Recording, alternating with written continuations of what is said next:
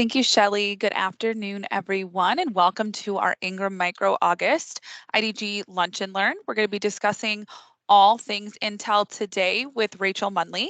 As always, my name is Alyssa Unterborn. I'm your Category Development Executive for all of your Lenovo IDG or Client Solutions needs. Just a reminder that you get that $25 Grub Hub that should be showing up on your account that you registered with today until 11:30 local time. Be sure to click that word apply on that homepage, or you'll have the opportunity to apply that when you go to checkout. Any questions or you're experiencing any issues, please reach out to someone on our team today. As always, just some quick housekeeping and some updates that we wanted to give you guys as our partners and as our collaborators for Lenovo Client Solutions. So we have a new SMB promotion in the channel starting yesterday. This is going to be while supplies last until September 30th. So the important thing too is that there's no maximums, so no caps, and everything's stackable with our current promotions and rebates. But again, it does end September 30th, and there are no back orders for this one. So the product must ship and be in stock and ship out by the 30th to get that discount. So please reach out to our team to get the list of SKUs today and take a look at our inventory we have here at Ingram. Next, just a quick update on accessories and visuals that Ingram Micro carries. So we wanted to remind you that Ingram does stock the 3 main case families for carrying cases and backpacks. That's going to include your Essential, Essential Plus, and your professional products. Now, the Essential and Essential Plus, just a reminder, those fall into that sustainability messaging. So they're eco-friendly and they're made with materials from recycled bottles. So we can also send samples for opportunities 250 pieces and up. So please reach out to myself or our team and we can work with Craig Caudell. He did speak on one of our Lunch and Learns a few months ago. Next, please make sure to register for our September 6th Partner Lunch and Learn. We're going to be giving you updates on Lenovo services in the channel. That registration link will be dropped in the chat. And then a reminder of our ISG Tech Talk Tuesday this month with Pratik Patel. That's going to be on August 15th. He's going to be reviewing all things hybrid cloud this month. So if it makes sense for your business and for your sales team, please register for that for your ISG opportunities. You'll also receive that $25 Grub Hub. Again, thank you all for joining us today. I'm now going to pass it over to Rachel Munley with Intel. Thank you. Hey guys, as she mentioned, my name is Rachel Munley. I work at Intel and I'm on the Lenovo account team. I manage all of our SMB and channel business for all of North America, so US and Canada. My goal today is to spend around 20-ish minutes or so talking with all of you guys about Intel's new 13th gen processors and essentially why it's going to help solve 3 of the largest business challenges customers are seeing in 2023. And since it's August of 2023, kind of into 2024 as well.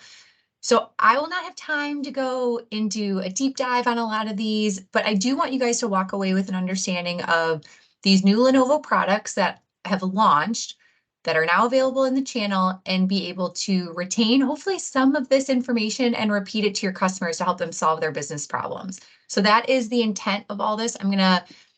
I will not be able to go through each slide in detail, but we will send you guys all the content, which will be great for you to have.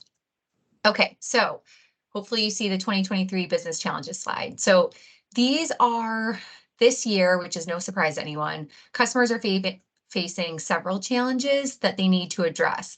The biggest challenge that we're seeing is economic uncertainty. I don't think that's a surprise to anyone.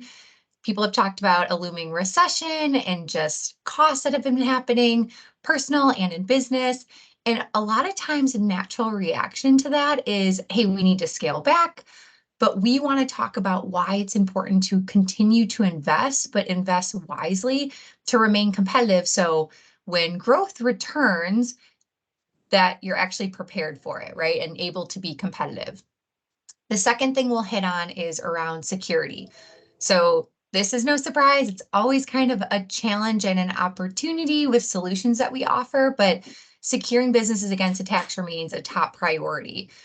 Attacks grow more sophisticated each year, so you can't really always rely on old security technology to protect against emerging threats, especially with the emergence of a lot more around AI.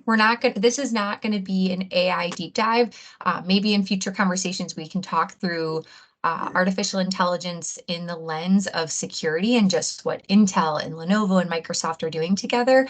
But we will touch on a little bit around AI and how it hits on some of these as well. The third big challenge is sustainability. So the public really expects company to take steps today, even during this time of economic uncertainty, to reduce their impact on the environment. So I'm going to walk through how Intel and Lenovo have worked together to address each of these issues with our 13th gen processors and the new products that Lenovo has come out with. Okay, do we have a question? I can't see any of the chats, but I heard some noise. I think someone asked when the Lenovo Intel Gen laptops will be available. In the channel, so 13th gen will be available in the channel now. Our 13th gen processors actually launched back in March of this year, and you usually see it kind of waterfalls down depending on the product. So a lot of times we'll start with like the Lenovo's X1 product line, and then you see more of like the T series and the L series, and it goes down. But you should see those available in the channel now with 13th gen. And we'll talk a little bit more about each one. Does that answer the question? Okay. Okay, so economic uncertainty. The whole idea, I think it boils down to, you see, do more with less, eliminate distractions, automate with AI. What does that mean? It all comes down to, I think, productivity, right? So if you have to invest in your company, if you have to invest in your employees, how do you, at the end of the day, increase your worker productivity, right? Worker productivity and getting more done is going to make your business more competitive, and then you can position it better, right? So how do we make sure that we can help employees do more with less?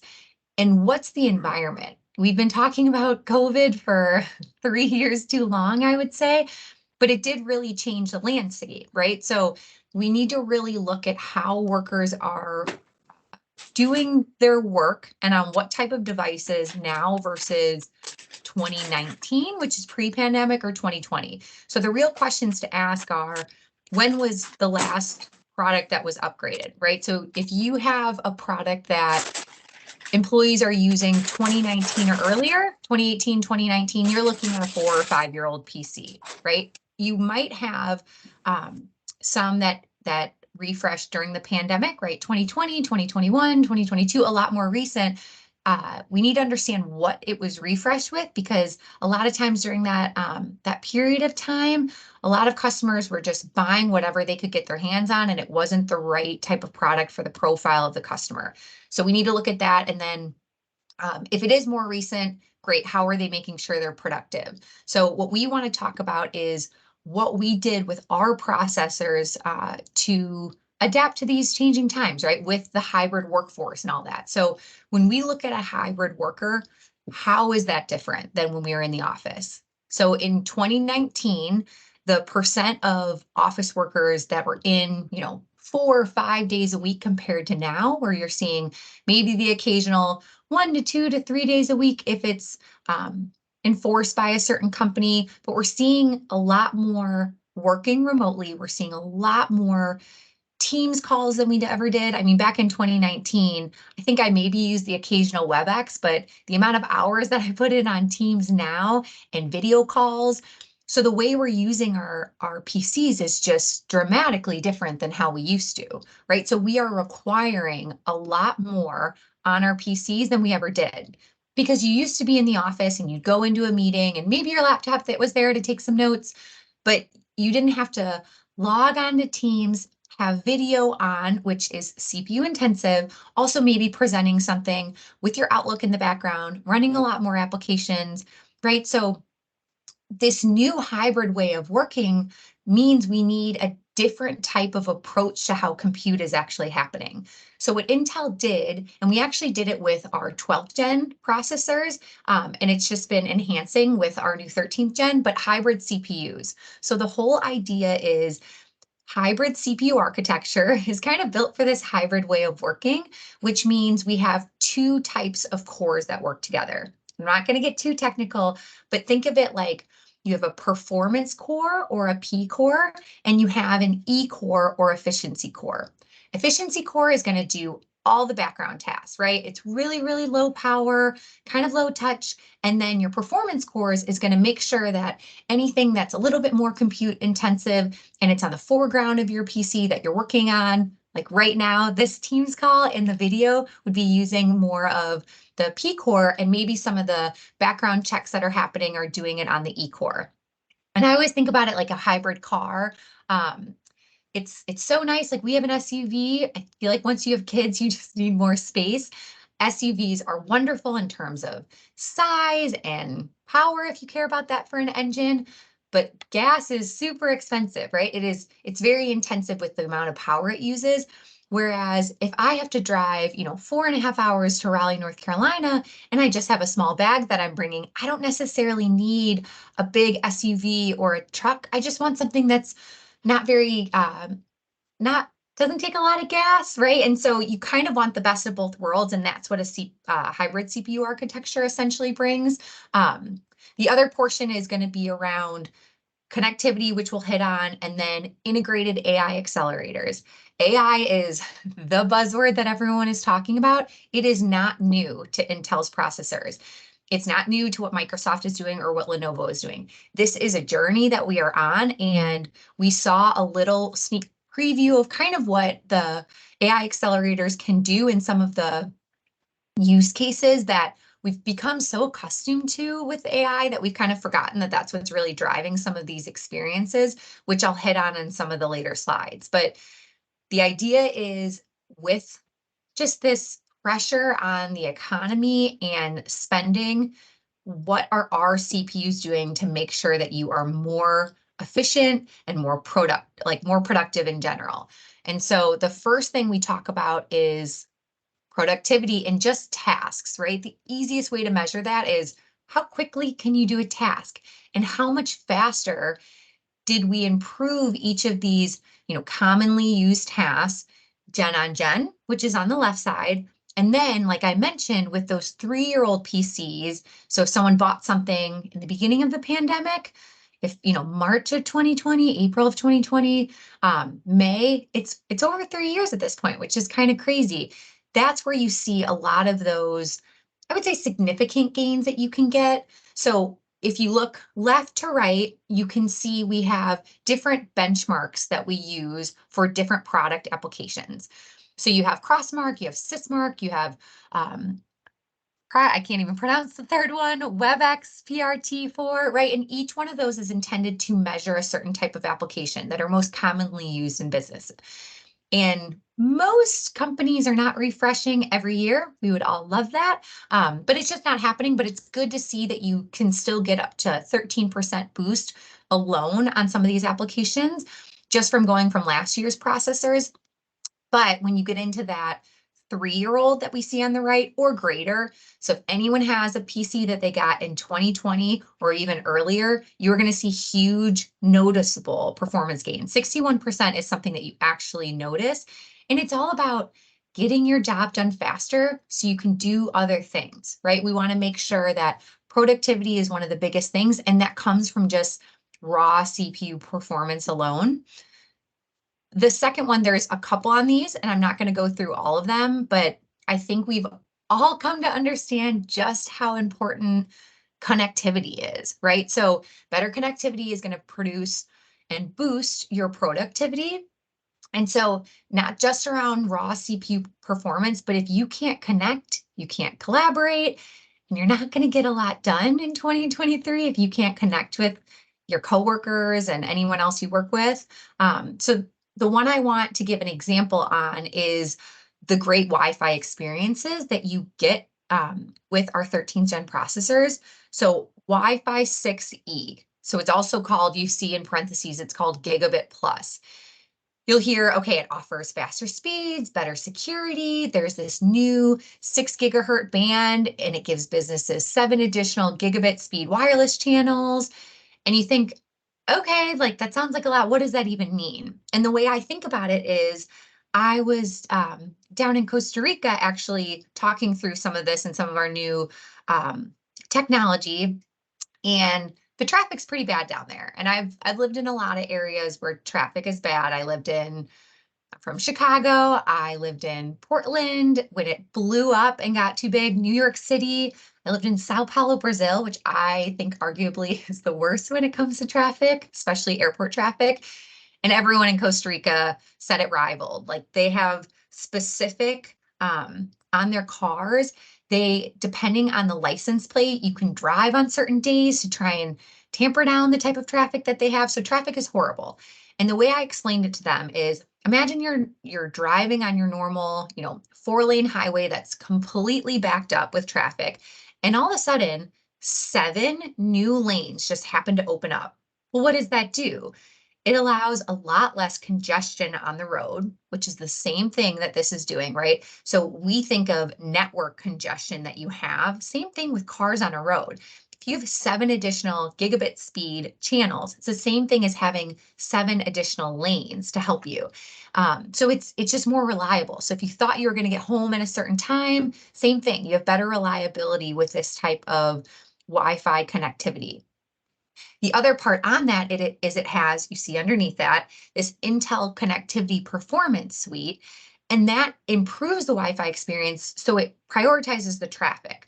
So if you want to make sure you have smooth video conferencing, even if you are downloading some really large file on the side, one, it's going to use like the P core and the E cores that we have, but it's also going to rely on the Wi-Fi to do that for downloading. So it can also monitor these access points of where to get it. So I'll switch from this access point to this one so we have the best experience. So it's kind of like having a smart element in your car where it helps people merging onto this highway with these additional lanes. So they're speeding up at the correct timing and it's not causing unnecessary congestion. I don't know, I have all the car examples, but visually I think they help. But those are some of the things that we add into the technology to just make it seamless. And so you don't notice the problems that are having because a lot more people are needing a lot more Wi-Fi for the type of things that they're doing at home. And so this helps just boost the productivity because you're not waiting anymore. So I'm not going to hit on Thunderbolt and all the other Wi-Fi elements, but I'll send out the slides so you guys can see them. The one example I will give you guys, because this whole thing is just how Lenovo Think products work with our Intel vPro and just 13th gen technology in general. But we think about high-res display, we think about the webcams now that we're on camera with a privacy shutter and array microphones. These are all things that Lenovo has built into their platform. But now that we are working from home or working from a coffee shop, or even back in the office, you forget how loud it is in the background. And that causes a lot of distraction. So if you are able to blur your background, but you are still in focus, that is AI doing the work there. Artificial intelligence is smart enough to say, I'm going to use your outline. That is going to be and high resolution, and I'm going to blur the background for you. Same with noise removal. It's smart enough to know my voice and to block out, if you're at the airport, maybe them announcing who's ready to board next, right? So these are all things that AI acceleration that is built into the CPU is helping you to have a better collaboration experience and just better quality with everything you're doing. Okay, so we've got about 4 or 5 minutes left. So real quick, this should be a repeat for you guys, but Evo should be well known. Hopefully everyone's familiar with Evo. It's been a multi-year journey. The way I think about it is when Intel introduced Ultrabook, like, gosh, 10 or 15 years ago, the whole idea was thinner, lighter devices with automatically would turn on instant wake. So we were using SSDs instead of hard disk drives, and it was just trying to transform the industry to have a better experience. Evo, I think, is kind of like Ultrabook on steroids, and we have really, really stringent requirements for something to be considered Evo. I think when you think of Evo, think it's just the most premium products that you can get. And they have to have the 4 pillars that you see on here at a minimum to even be Evo certified. Why I bring this up is it shows innovation and it shows experience. Lenovo is #1 in Evo. They are on the consumer side and the commercial side. So they have innovative products that care about the experience of customers. And it's on the business side too. It started on the consumer side, and we said, people in business, we're consumers too. We want a good experience. And all of Lenovo's X1 portfolio, all of those are Evo certified. Why I think this is really cool with 13th gen is something new that we originally introduced actually only on Evo platforms, and slowly it's going to be available, it might be now, on the rest of the platforms, is Intel Unison. So what is so cool about Intel Unison is that it works across all devices. So your phone, which we cannot live without, now it has like a multi-device experience, MDE. So your phone and your PC, your tablet, whatever you're using can work together. So you can now get calls on your PC if you would like to. You can get notifications. You can get messages, text messages. You can transfer a file. If you're at an event and you have a picture of the event or of a slide, transfer it over, or expense reports, all these things that take so long to take the picture, send the picture, download it, one step. We rely on our phones. Everything should be seamless and work together. What's great about it as well is it doesn't matter what kind of device you have. You don't need, if you have a Lenovo Think phone, excellent, that's going to work. Your Android phones work, and your iOS Apple iPhone works as well. So both operating systems work seamlessly with the devices. Okay, and so this is just, these are the options you have. These are the vPro options, like Evo vPro laptops. I mentioned X1. These are Evo, but not vPro. These are all vPro, and these are vPro Essentials that you can get. So I want to hit on, I'm not going to go through everything around security, but security is the next big thing. If you take one thing away from this slide with a lot of different statistics, which I think are all really compelling, upgrading a 4-year-old PC to one now. So you take a vPro device from 2019 or older to one now on 13th gen, about 70% attack surface reduction versus a 4-year-old device. So with this worry about all of the new types of attacks that are happening, you can just reduce that impact by 70% by just refreshing, right? And that's out of the box. So we see this evolution of cyber threats, and you need companies that are going to adapt to, say, okay, if you have these threats that are evolving, what are we doing to stop them, right? So you have the applications and the operating systems. Ransomware and cryptojacking are really targeted there, but there's all these emerging threats that have happened. So firmware attacks, which is below the OS, and it's in the BIOS, the firmware, it's at the CPU and hardware level that vPro can address. And then this new one, which is supply chain corruption, that I want to take a minute to talk through. When you think about, hey, we're walking through the entire life cycle of the PC. You can't just think about when I currently have my PC in hand, which is that operate, at the build portion, when you transfer the device, when you operate it, and then you retire it. Is it secure that whole time? And in a lot of cases, it's 3, 4, 5, 6, 7 years, depending on the type of customer that are holding on to it. The new one that we want to focus on is this Intel transparent supply chain. It's not new to Intel. It's been around for, multiple years. I know at least back till 10th gen, but it's this idea that when a product leaves the factory, it changes a lot of hands, right? So we need to make sure we can prevent and detect any tampering during transit. We remember during COVID, we had all of these just boats sitting at the docks. We didn't have enough drivers to take them. That means that there's going to be theft, or malware happens to the PC or can get attacked. So you can either have really nefarious things happen to fleet when it changes all these hands until it gets from like the original factory to the end customer. You're going through customs, and there's all these different, it's planes, trains, and automobiles that are taking it through the process. How do we ensure that exactly what I ordered, nothing happened to it? And that's what transparent supply chain does. So this is an Intel technology, and it basically takes a fingerprint on the device when it leaves the factory, and it says, it's almost like your passport, like you are uniquely you, this is what makes you up. And when it gets to the end and the customer, they can validate it and they can say, okay, exactly what the bill of materials that I asked for, all of this matches up, nothing's happened to it. And it gives you peace of mind that you have exactly what you ordered and nothing has been tampered with in transit. So what's great about it is Intel offers it. Lenovo is the only OEM. So Dell and HP do not offer Intel Transparent Supply Chain.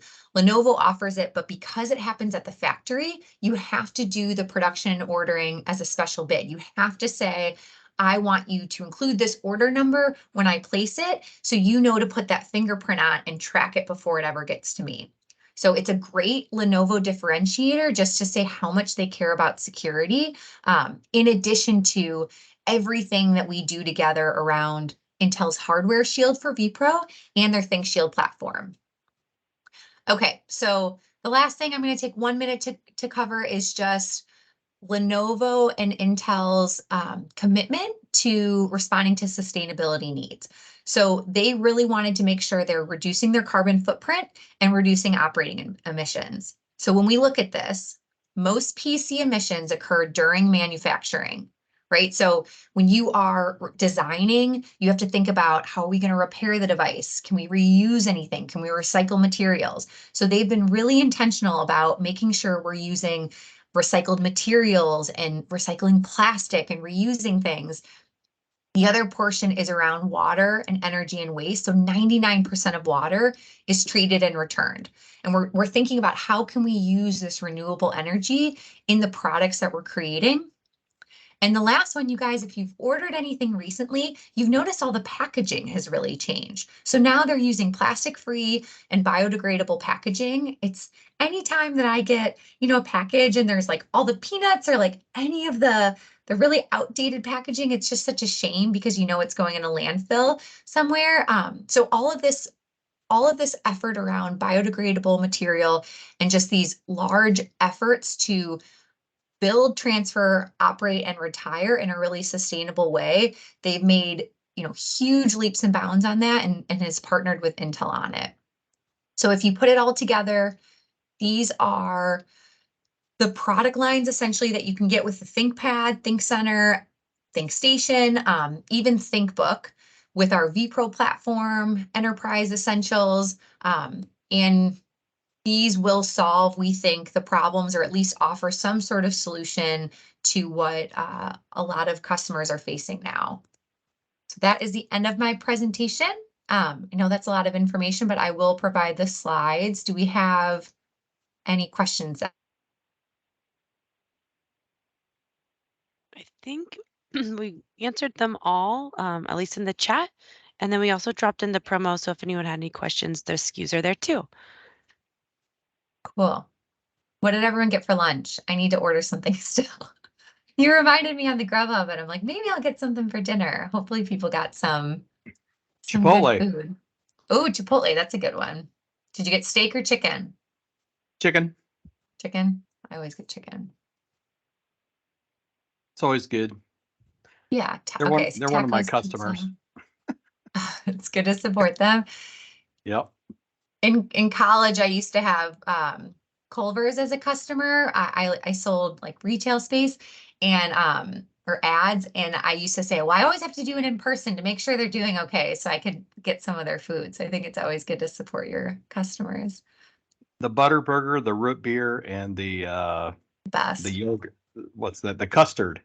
Yeah, well, they don't, and I'm from the Midwest, so they had that, and they don't have that out on the East Coast. So anytime I'm back in the Midwest, I know. Well, I don't think so. I haven't seen it. Same with Potbelly,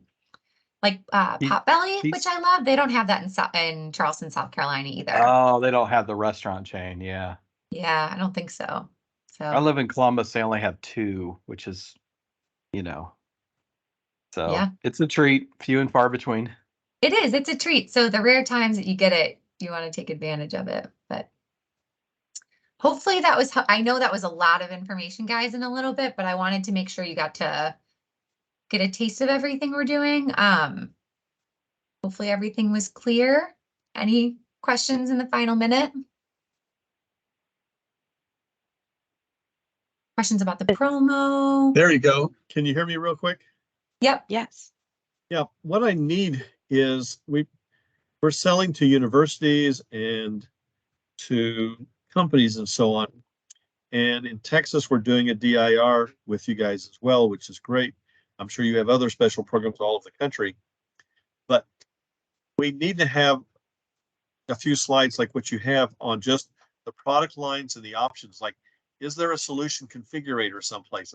I'm a novice, so is there a solution configurator where I can go in and say, here's what the customer wants or needs, and what's the best solution to your product lines, and figure out which product is the best one to go after. Got it. So almost like this is my customer profile. This is what they do. Yep. What, and with that, do you, would you be, they already have like some Dell Precisions or Latitudes, or in other words, workstations or something, and here's what they want to do with it, applications. And so you can kind of configure into the problem is you've got a lot of different lines of products, and I'm having a hard time proposing necessarily the right ones to customers. got it. So it's almost like, what are you doing? Do you need a workstation for this? Should you be doing like a ThinkPad? Do you need a ThinkBook? Like, and is Yes. it client specific that you're looking at, obviously, for these? Yes, exactly. And then you've got 2-in-1 tablets. Got In it. fact, do you even have tablets? Does Lenovo sell tablets? I do not We- cover tablets. Yeah, but we maybe. have a small Yes, we do. selection of tablets that we go through. But Josh, I will see if I still have it. Lenovo used to create a notebook selector tool, and it would kind of go through some different personas Yes, and kind of see. I saw that a few years ago before COVID, and it seems Yeah, the to have last one I saw was disappeared. about 6 months ago. I'll see if we have an updated one, and if so, I will have Shelly send it out when she sends the recap of the meeting and the thank you to everyone. We'll attach it on there for you. But I'm looking through my files right now to see if I can find a newer version for you.